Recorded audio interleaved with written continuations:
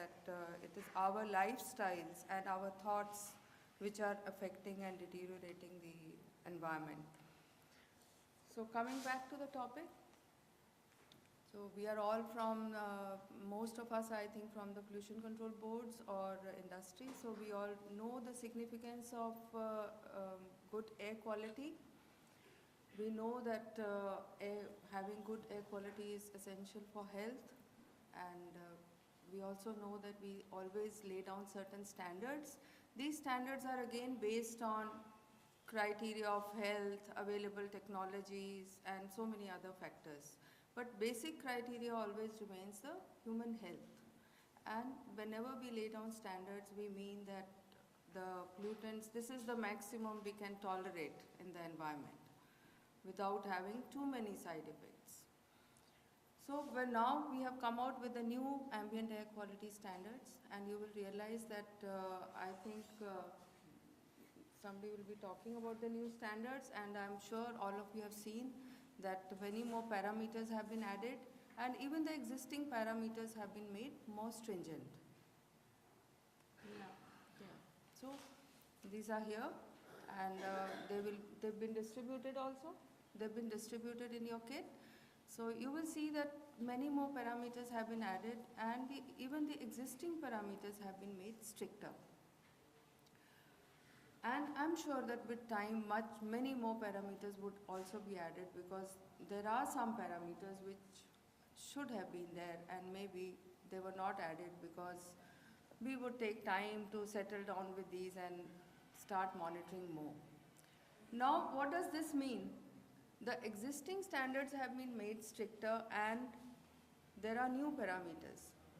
Now, whenever we say that the ambient air quality standards are related to human health and environment, and of course the entire ecology. So stricter standards, because this training course is mainly going to be oriented towards instrumentation and analysis. So I would link it up. Stricter standards means much better analysis, better instrumentation. Newer parameters means newer techniques. So when you say that now the SO2 NOx standards are stricter than before, so you need to analyze them with better accuracy, with more precaution, and with greater or maybe better techniques. And coming to newer parameters like PM2.5, as Mr. Gupta said, that PM2.5 we know is very important.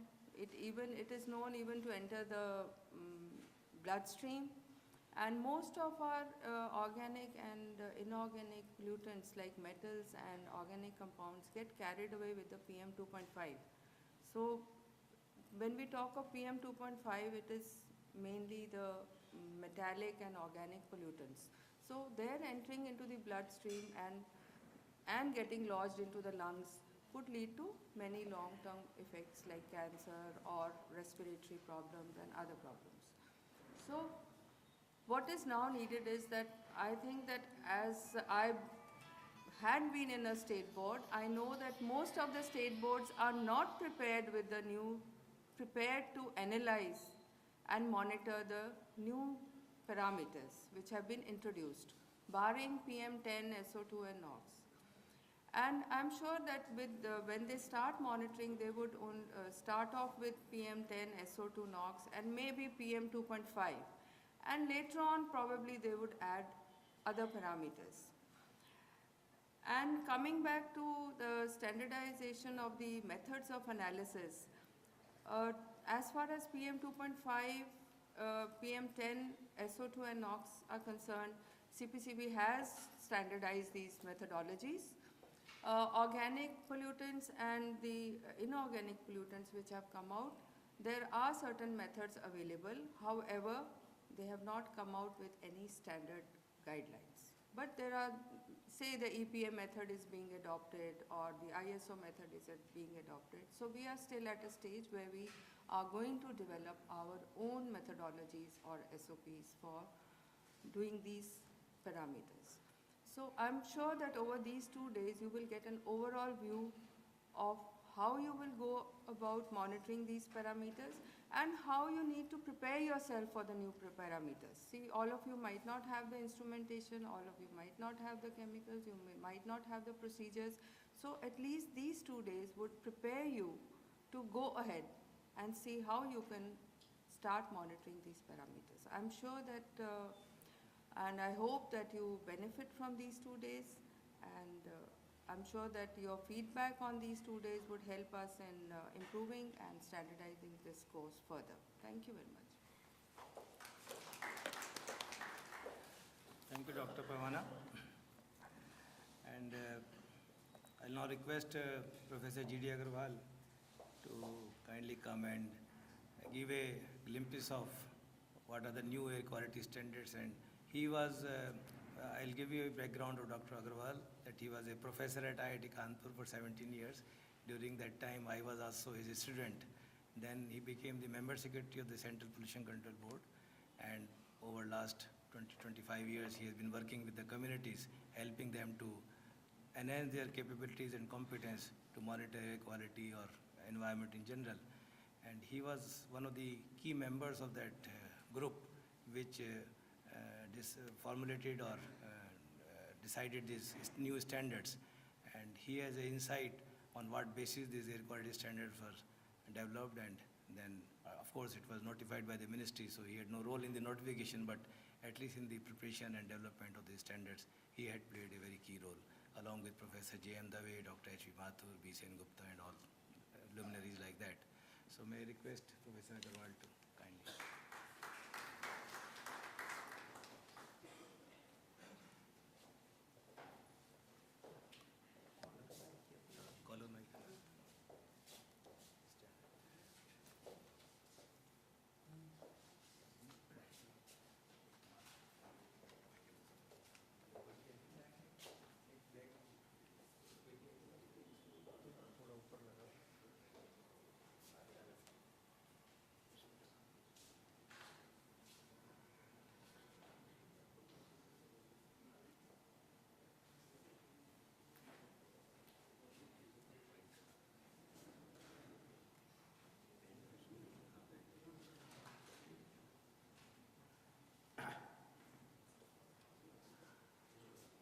Dr. D.C. Gupta, the chief guest of today, Dr. R.A. Agarwal Sahab, the host for today's occasion, Dr. Parvana, Dr. Bhansali, D.C. Gupta Sahab, friends. For me, it's an opportunity to meet some old friends and probably to meet some young faces who would be involved in future in conservation of air quality. Well, friends, conservation of environment and upgradation of environmental quality has assumed a lot of importance in today, politics, economics, everywhere. I don't have to talk about the reasons of its importance. Everyone realizes that it is needed for our welfare and even survival. Within the conservation of environment, I would wish to point out that air quality is probably the most critical factor. One aspect is that we ourselves, as also all living beings, including plants, also non-living materials, are totally immersed in air. We cannot avoid contact with air. And of course, the living beings take up some things from the air, like we take up oxygen, plants take up carbon dioxide, and many other living beings take up even their mineral requirements from the air. And all of us exhale and throw some of the products into air. This is not all. Air is important because air is the most effective transport medium. Whatever happens at one place is easily transported or conveyed to other places. I think many of you would have known that the dust from the deserts of northern Africa travels right up to Europe. We often say that the fog we have in Delhi or in northern India is transported all the way from Western Asia. There are evidences that pollutants that are generated near the equator travel as far up as up to the poles, where essentially no other pollutants are emitted. There is a lot of talk about transboundary movement of pollutants, such as pollutants generated in Pakistan could come into India because very often we have westerly winds. And similarly, the pollutants generated in India could affect Bangladesh. So this also makes air quality or air pollution much more critical than land pollution, solid waste, and probably even water, which flows only in one direction. And when we consider the air medium, it does not travel only in one direction, that is downstream. Water will never go upstream, and it is almost always bounded on the sides. But air knows almost no boundaries. It moves upwards, it moves sideways, it moves forward, backward, any direction. So air is sometimes called a mad medium. And so air quality, as you would also know, that today we talk of global warming. Global warming is called because of a change of concentration of carbon dioxide in atmosphere. We talk of ozone layer depletion. We talk of acid rain. All these things ultimately relate, and you would see that in environment, whether we talk of plant health or we consider animal health or we consider erosion of lands, anywhere the air and air quality become very important. And probably that has been one reason that though I did my PhD thesis on water treatment, but once I came to teaching in India, I have considered air quality management, air pollution control, to be probably the most critical area of environmental management. Well, friends, one question comes as to why we talk of standards. Obviously, this is something that I find very different in our Indian culture compared to what we today call scientific culture. In Indian culture, we always talk of purity. We do not talk, culturally or traditionally, we didn't talk of pollution or quality that way.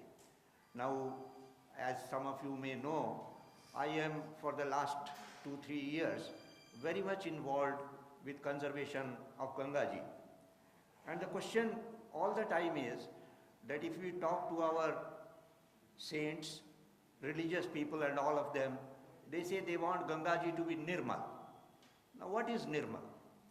And if you say that Nirmal means absolutely no pollution, totally pure, then is it the best quality? And you would realize that distilled water is not the best water for either drinking or growing crops or for many other purposes. And when it comes to drinking, you want mineral water, you do want some things. So the moment that we come to today's scientific thinking, there cannot be anything as pure air or pure water. It's a question of quality, desirable quality. And here the question comes, what is desirable?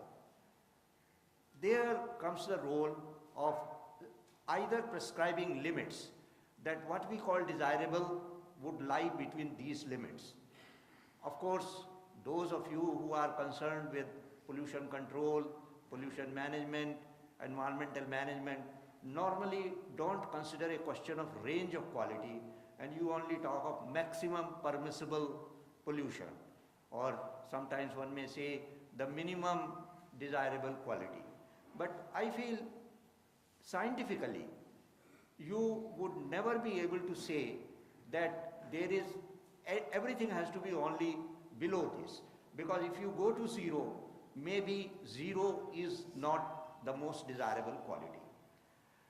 Here, the question becomes that desirable quality is bound to depend upon the impact. If you have different quality, then it would have different impact on some things that are important to us. Now, if we consider air, what are the things that are important to us? Obviously, the most important is our own health. So, human health. So, human health is one thing which we may say that the desirable quality would be one where human health is optimally protected. I think the word optimal, I will just go in a few minutes.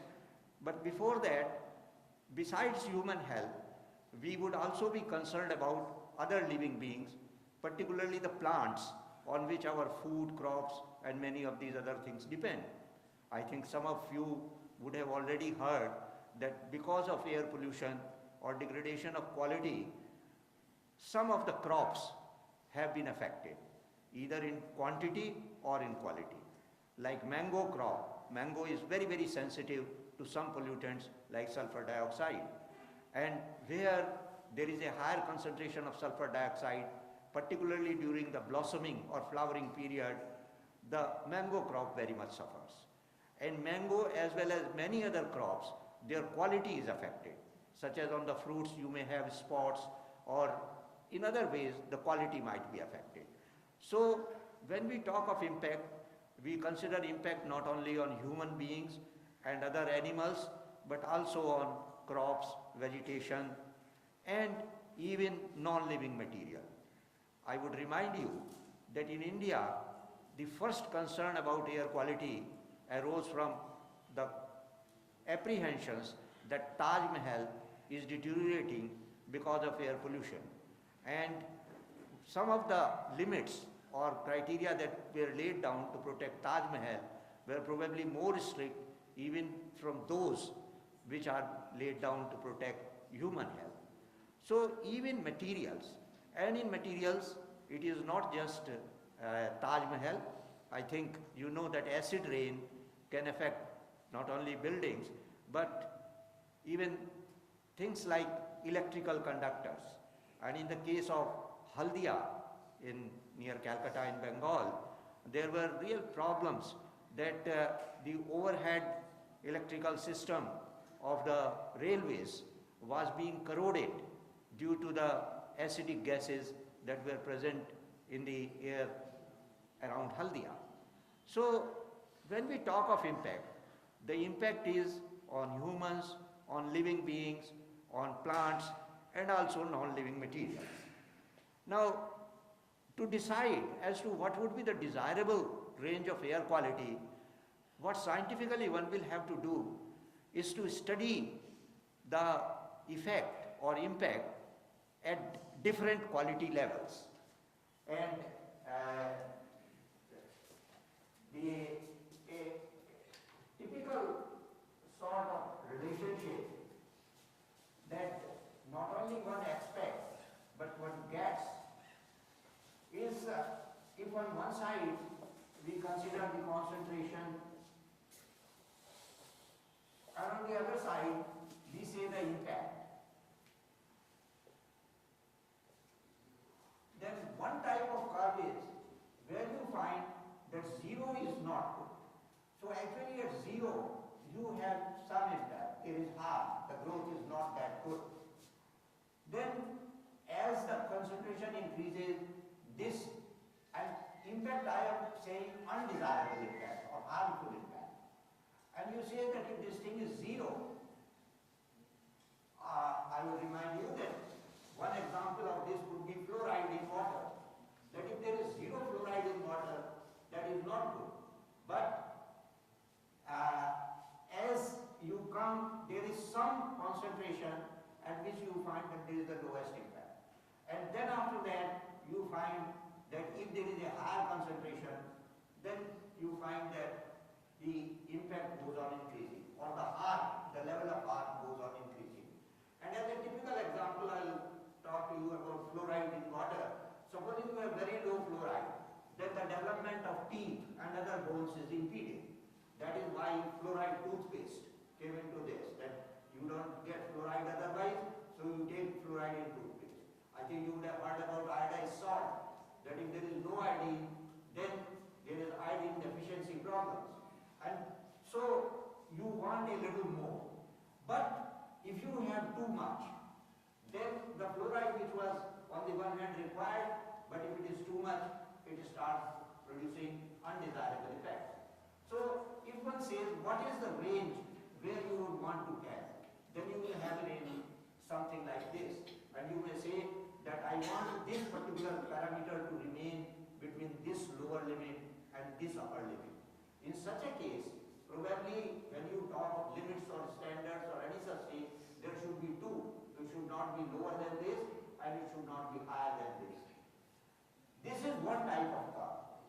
There are some other things where you find that the curve is of a shape where there is no effect until you come to a particular level.